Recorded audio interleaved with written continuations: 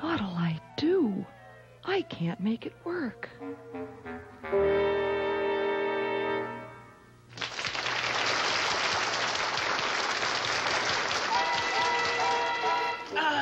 Nothing. I wasn't even recording.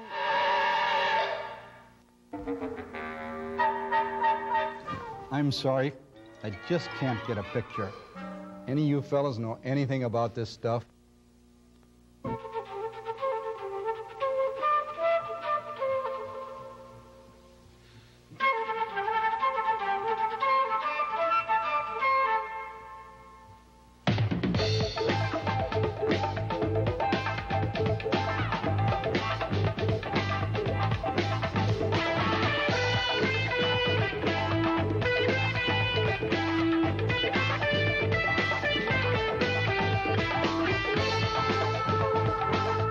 It's a new technology, videotape, and it's changing.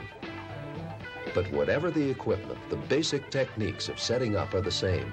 And when things go wrong, as they occasionally will, well, the show must go on.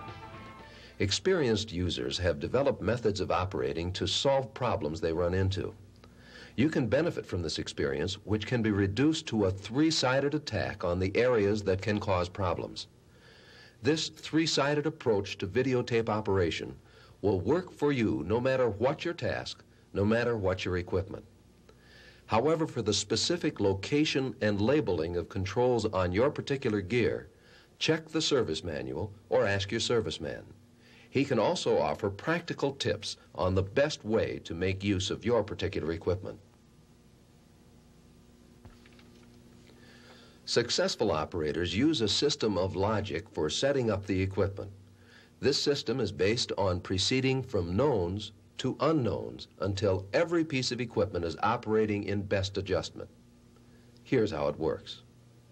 We'll start with the simplest playback situation, just a receiver and a videotape recorder, or VTR, and of course the tape you want to play.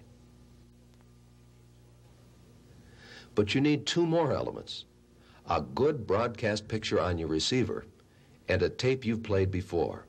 These are both known quantities and will be used to optimize your equipment. Why are these known quantities a good idea? Without them, you can't tell whether you're getting the best possible picture. And if something is wrong, you won't know what's causing it. So here's the logic. First, get a good broadcast picture on your receiver from a strong station, just like you would do with your TV set at home. If vertical hold or horizontal hold are off, they'll look like this and should be adjusted.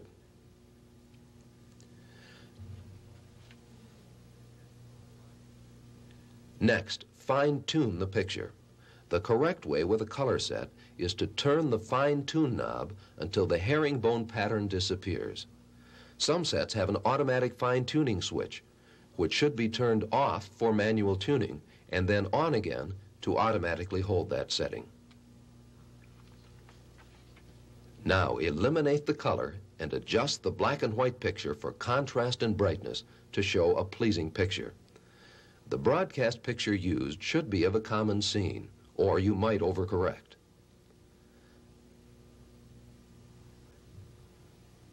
The last step in adjusting the picture is to set the color level and hue controls so that color is natural. The best guide is skin tones.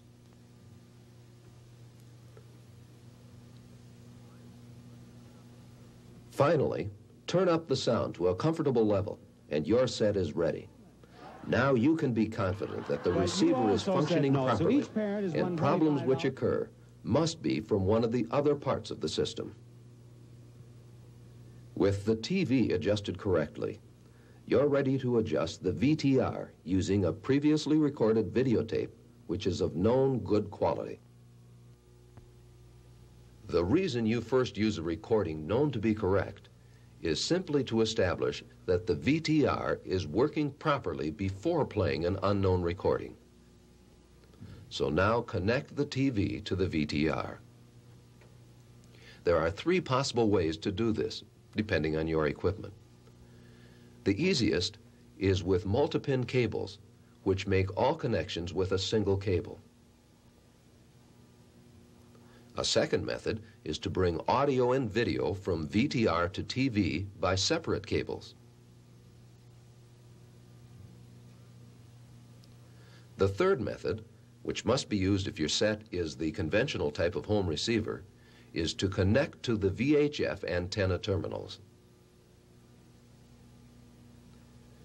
Most VTRs have a choice of 2 channels. Select a channel that isn't being used in your city and fine-tune for that channel. If after connecting you fail to get a picture, check for a properly set mode switch on the TV. Also, some VTRs have a selector switch for color or black and white. No picture could mean a bad cable. If your picture is still not perfect and you see any of the following difficulties, you should make an adjustment on the VTR.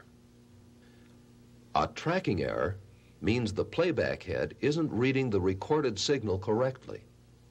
If adjustment of the tracking control does not eliminate all of the tracking error, ask your technician to restore it to normal operation. A second problem is skew correction. On some VTRs marked tension control. Incorrect take-up or feed reel tension will create bending of the picture.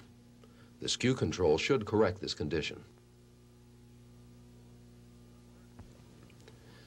A third difficulty is loss of color lock, which shows as a rainbow effect. Adjustment should bring in normal color without the rainbow. Now, having made these fine adjustments, you should be getting perfect pictures.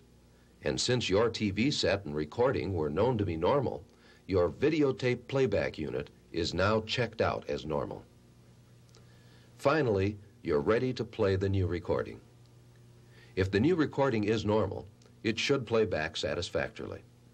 If minor adjustments of either the VTR controls or the TV set controls are required, you'll know the fault lies with this particular recording and not the equipment.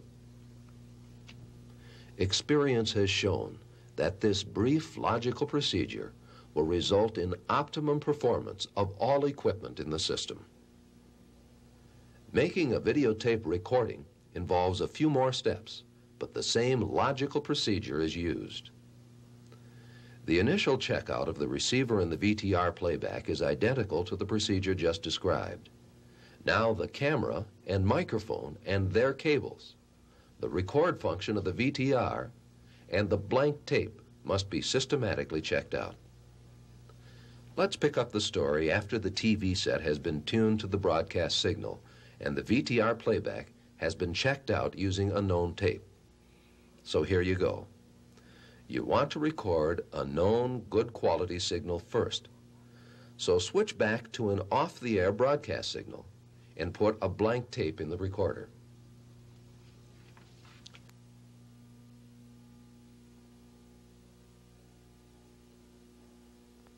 With a multi-pin cable, all connections are automatic. But if you're using separate audio and video cables, you'll need to attach 2 more cables to bring the video and audio signals from the receiver to the recorder. Please note that simple standard home receivers don't have these connections to send a signal to the VTR, and thus can't be used for this step. If there is no picture or sound at this point, check to make sure the VTR is in the record mode and the red record button is in the video cassette. If your VTR has meters and controls for the audio and video levels, these must be properly set so that the picture and sound will be identical in the TV and line modes. That is, that they will be the same before and after the signals have passed through the recorder. Of course, if these controls are set too low, you will also get no picture or sound. If you still see no picture, check cables and connections. To record, you must press the record and play buttons together. Look for the recording indicator light to tell you that the recording is taking place. Record 20 or 30 seconds. Study the quality of the image that you're recording so you can judge the playback quality.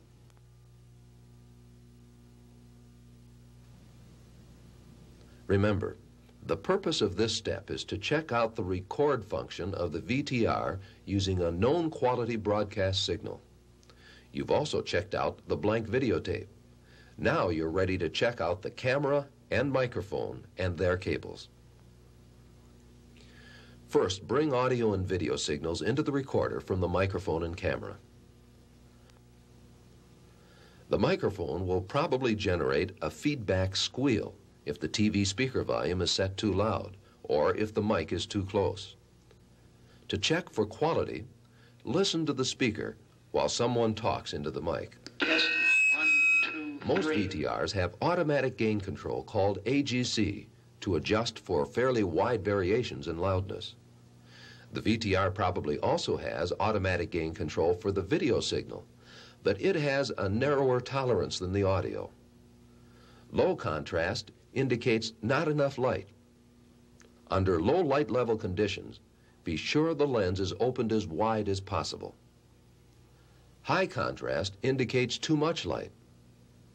Outdoor scenes will typically require the lens to be closed down. In the lighted studio, you'll be in the middle of the scale. Try to keep the f-stop near the middle of the AGC range to allow automatic correction in both directions. Your camera may have a viewfinder, which you should adjust to match the monitor picture. And your camera may have accessible electronic controls, which the manual or your serviceman can show you how to adjust. When you've touched up all your controls, you should have a picture as pleasing as the top quality broadcast signal. If your recorder has meters, video and audio levels will indicate optimum settings. Now you're ready to record, just as you did with the broadcast signal. You'll probably want to turn the speaker down completely to avoid all feedback. Headphones will allow you to listen to the sound going into the recorder. After 20 or 30 seconds, you can play back what you've recorded. It should be perfect, including the sound. Savings loans are having difficulty maintaining inputs. You've checked out the final elements: camera, microphone, and cables. You've completed the whole process of setting up to record in a systematic fashion, which optimized each piece of equipment, proceeding from known to unknown. You're now ready to record your show with the confidence that the equipment is not only working, but working right. Okay, stand by, we're recording. Whenever possible, you should play back the last few seconds of your recording to make sure everything is still all right.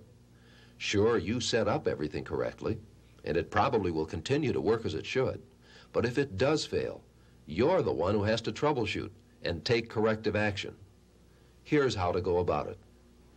Remember, your aim is to get back into operation as quickly as possible. A number of factors determine what action to take, but basic thought processes go like this. Is the equipment set up correctly? Go over the setup procedure, looking for mistakes. The setup procedure is designed to determine the piece of equipment giving trouble. Before taking more drastic measures, you want to be certain you really do have a malfunction, not just a mistake. Is replacement equipment available? If so, simple substitution will get you back into operation. Some pre-planning will help you here. You should know where you can get backup equipment and how long it will take. Your long-term plan should be to have 2 of everything at hand. This increases the speed with which you can become operable again. Before you call in outside technical help, you should determine that the problem is solvable. For example, an obviously abused and mangled tape can't be played. Or bad skewing at the top of the screen may indicate an unstable signal on the tape which is beyond the capacity of any TV receiver to make steady. Sometimes you can describe the symptoms over the phone to your technician, and he could advise you whether the problem is unsolvable, whether you can solve it, whether he could solve it, or whether he should bring replacement equipment. The more checks you've run, the more likely you'll give him enough information for him to advise you. Your last practical hope is a service call by the technician. This is generally not a good emergency solution, because even if he is readily available and can get to you quickly, finding the problem is time-consuming, and then parts may be needed. More typically, however, he can bring a replacement piece of equipment while he takes yours back to the shop for repair. Naturally, the more time you have, the more likely you can find your problem and get it solved. As a practical matter, you should be prepared to get in touch with a replacement technician if your regular serviceman is unavailable. All of these troubleshooting techniques and the corrective actions you can take will help assure that the show will go on. The equipment is very reliable when treated properly. Obvious as it may seem, the best way to solve problems is to avoid them. Here are some do's and don'ts for the care and preventive maintenance techniques that will minimize downtime. First, it should be obvious that your VTR is only part of a system, and that care and maintenance are vital to all parts of that system for the system to work. Second, every piece of gear has its own peculiarities. Your supplier or serviceman can tell you the specific things to watch out for. Your serviceman can also give you a lot of general tips to avoid problems and thus keep operating. For example, moisture can cause short circuits. Hard bumps can loosen wires and connections. Air holes should be kept free to avoid overheating the parts. Operation in dirty environments will clog the recording head. Obvious as it seems, coffee cups or ashtrays on the top are almost a sure source of failure. Rough handling of the transport will result in mechanical failure. Pressure should be avoided. You might interfere with a moving part. Tampering with the tape cassette may cause damaged tape, and a jammed tape might damage the transport system or the recording head. A cleaning cassette may get you back into operation if head clogging is your problem, but use it carefully and exactly as directed. All other parts of the system require care too. Most aggravating is damage to the camera's picture tube by prolonged exposure to a bright light. Severe burns may be removable by aiming the camera at a bright, evenly lit surface. Other camera problems can be caused by rough handling. Care of the lens is the same as for any optics. Dust on the face of the pickup tube should be removed carefully. The TV set requires the same care as your home set, with special attention to moving it gently to avoid misalignment. Cables can be a major source of intermittent trouble. Avoid crimping the cables or damaging the connectors. By establishing good handling practices, reliability will be greatly increased. Bad failures because of improper handling will quickly convince you that it is wise to be careful.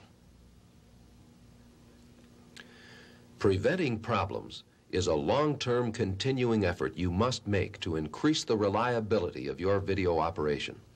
Applied in conjunction with proper setup procedures and prudent corrective action when troubles do occur, this three-sided approach to the video medium has proved highly successful. Of course, everyone who uses the equipment should have this same training. And these same logical techniques are extendable to more complex equipment, machine-to-machine dubs, and multiple camera or multiple monitor setups. Ask your supplier or your serviceman to tell you about each new piece of gear, the right way to use it, and the problems to avoid. Take good care of your equipment. Set up and check out each component one by one.